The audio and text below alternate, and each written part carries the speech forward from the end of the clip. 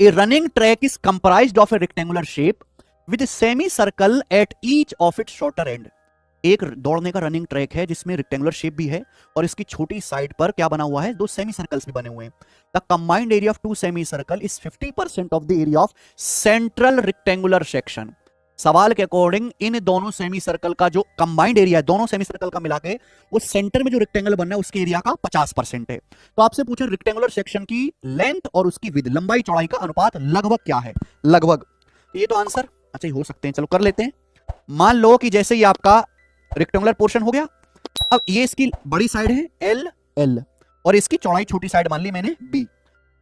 अब बीच में जो है क्या है, सेंट्रल रेक्टेंगुलर सेक्शन बनाना है और इसकी दोनों शॉर्टर साइड पर क्या बनाना है आपको, सेमी सर्कल।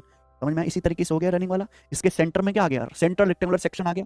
अब सवाल चीख चीख के ये कह रहा है कि ये जो दोनों सेमी सर्कल है ये वाले, इनका जो कंबाइंड एरिया है वो रेक्टेंगल के एरिया का 50% है। आप एक बात बताइए कि यहां पे अगर मैंने रेक्टेंगल की चौड़ाई को बी माना है तो जो सेमी सर्कल है इसकी रेडियस कितनी आ जाएगी, बी बटे 2। इसकी भी रेडियस कितनी आ जाएगी, बी बटे 2। तो आप बताओ, दो सेमी सर्कल को मिला देंगे तो एक सर्कल बन गया। तो एक सर्कल के लिए क्या आ जाएगा, पाई आर स्क्वायर, यानी कि पाई बी बटे 2 का स्क्वायर।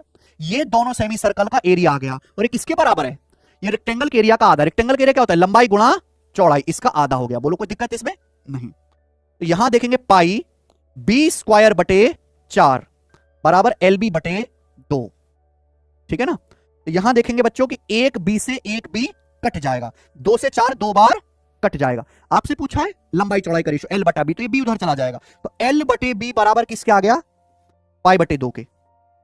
बस ये आंसर है। यहां पाई की अप्रोक्स वैल्यू रखनी पड़ेगी क्योंकि लगभग अनुपात पूछा, पाई इन्होंने तो बताया भी 3.14। तो अगर पाई 3.14 रखेंगे, 3.14 का आधा 1.57, 1.57 आ जाएगा, 1.57 रेशियो 1, बी ऑप्शन।